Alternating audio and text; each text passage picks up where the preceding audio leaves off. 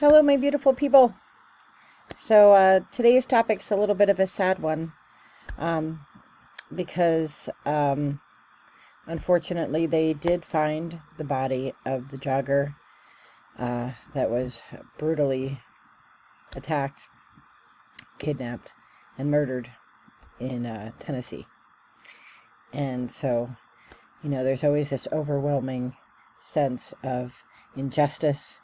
The guy that has been charged was in prison previously for kidnapping and was let go. So there's a frustration, an utter frustration with our justice system. And, there's just overwhelming sadness, for the victim, for Eliza, but her family and what they're going through right now. And I spent a few times today crying. I don't know this woman. I've been to Memphis. It's a beautiful place. But what happened to her can happen anywhere. And I'm often reminded of that because I'm a solo hiker and a backpacker. And, people will ask me, what are you scared of? Are you scared of bears and snakes? I'm not. I'm scared of humans because humans do this kind of behavior.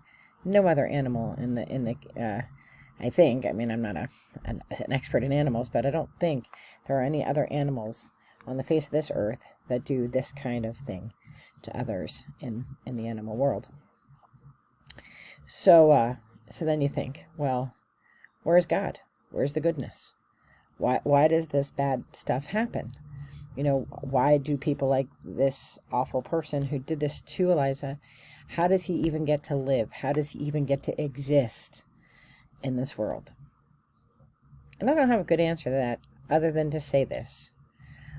Humans have free will. Now, there's a lot of stories. If you believe in reincarnation, you believe that there's a soul contract and that you've come to the earth to learn specific lessons. No lesson from God, if this is the belief pattern that you have, no lesson from God would be to come and learn how to hurt somebody. That isn't the lesson that this guy was, agreed to when he came to earth.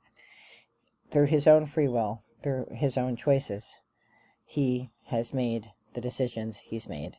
But that wasn't the assignment he was given, right? If you don't believe in reincarnation, right, and you believe that evil exists, devil, Satan, that kind of thing, then maybe that's where this comes from. But at the end of the day, no matter what you believe, whether you're Christian or spiritual or agnostic or whatever, we all have free choices. We all have free will. And you can't legislate free will, right? Even if you tried, you can't. We have laws in place for a reason. Justice is supposed to be in place for a reason. This guy had been arrested for this before. I know of a specific case of a very good friend of mine who was brutally attacked by her boyfriend and left to die. And by all accounts, she should have. I can't remember how many times she was stabbed. I think it was 37 or 27. The 7 sticks in there. And he thought she was dead. But she lived. And she's an amazing person and completely gifted spiritually. And when he got out of prison, he got another girlfriend. And he murdered her. And it's like this predator, this kind of person. I don't know. I just don't feel like, I don't know. I'm not a psychologist, psychiatrist, therapist, or anything like that. But I've seen it in the world of pedophiles. Pedophiles cannot be rehabilitated. It doesn't seem to me that this kind of behavior for these two predators, one that murdered Eliza and the one that tried to murder my friend and murdered his second girlfriend. I don't know.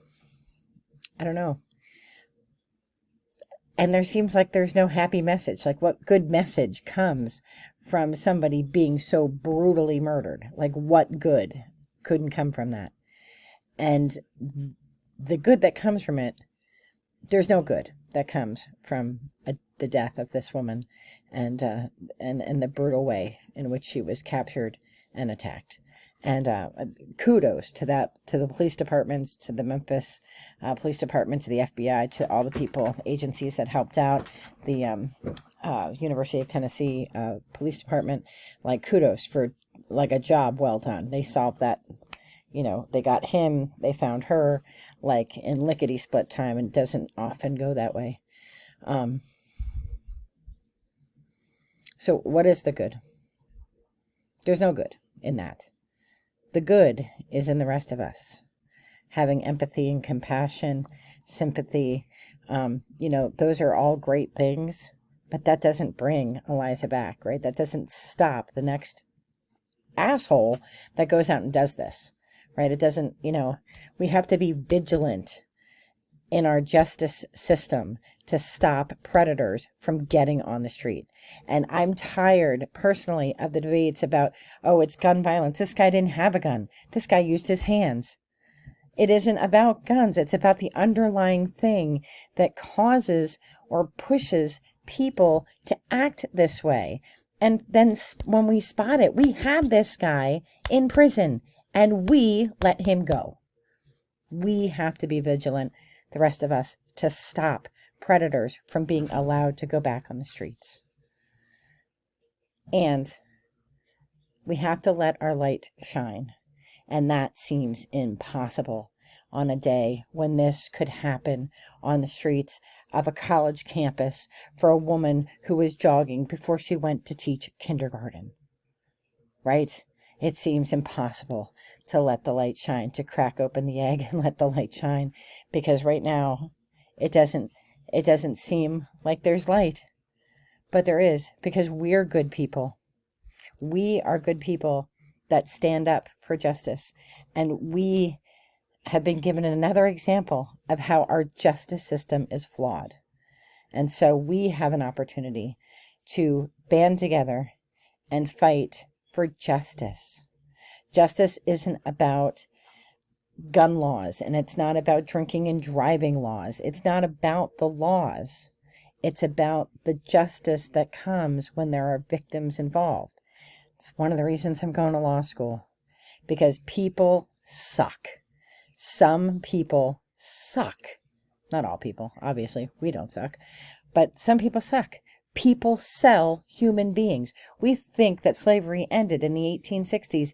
It doesn't. Go to any of the last 10 Super Bowls, and I guarantee you, if you would have gone truck to truck to truck, and the trucks that are parked outside, you would have found tractor trailers full of women, girls, and children who have been brought over through sexual slavery in our country. In our country. They were taken from another country and brought to our country to service our humans. Right? Somebody has to stand up for that justice. Somebody has to know how the dark web works so that we can find the people who do this. We have to fight. Use our light. Use our goodness to bring justice to this world. That is, we are meant to love each other. We are meant to shine the light of God in this world. And when things like this happen, we just want to shut down. We want to fold in and be like, well, there's nothing that can be done. Yes, we all have a voice. We all have a message. And that message is that we're not going to stand for predators. We're going to find them wherever they are. This guy didn't need the dark web. This guy sat in a van and waited for this poor woman to jog by. He didn't have any tools on him. He had his hands. The issue isn't the computer. It's not the gun. It is whatever is going on in here and whatever is going on around us that allows this kind of predator to thrive and then do this horrible, horrible stuff. Mass shooters. It isn't the guns. They don't shoot themselves. It's the mind of the person shooting them. Where can we fix that? Is it in school? Is it in elementary school? Where are things breaking down? We're so afraid to talk about it because it gets so political when you talk about gun rights and you talk about, all the different things that are involved, right? When you get down the rabbit holes, that we don't talk about the real issue. What is the issue?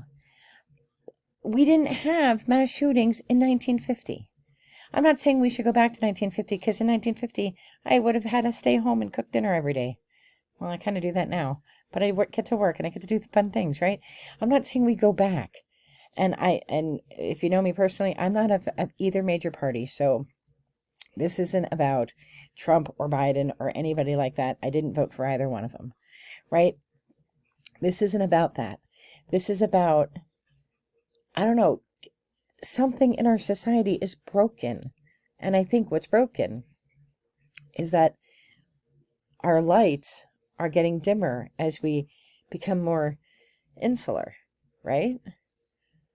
We need to find ways to shine light and spread love. Everybody start a YouTube channel and start talking about light and love. Go out and love your neighbor and model what that looks like. And that, I think, is the way that we, you look back when the soldiers were returning from World War II, they went to the VFWs, they went to the American Legions. Those places are dying out now. But they had community baseball, and they did things in these spaces to help the returning veterans, come back to, civilian life, right? I heard an interview once with a person that's special to me, and he had said, like, the problem is that back in the day, you went as a community over to war with like the 12 other guys from your area, and then you came back together, so you had experiences together. When Dave was in Desert Storm, like, he was with a guy that was from Iowa, and another guy from Texas. They didn't go back to the same communities, they didn't come from the same communities, and so it was a different experience, and soldiers don't utilize things like the VFW and the American Legion anymore, and they're very isolated. We're isolated, and we're in pain. We need more community baseball games. We need more community events. And we need to stop suing each other over every little thing. That's why people don't have events. And so while we're all stuck inside, this poor woman is out jogging before she teaches kindergartners, and she gets abducted and murdered.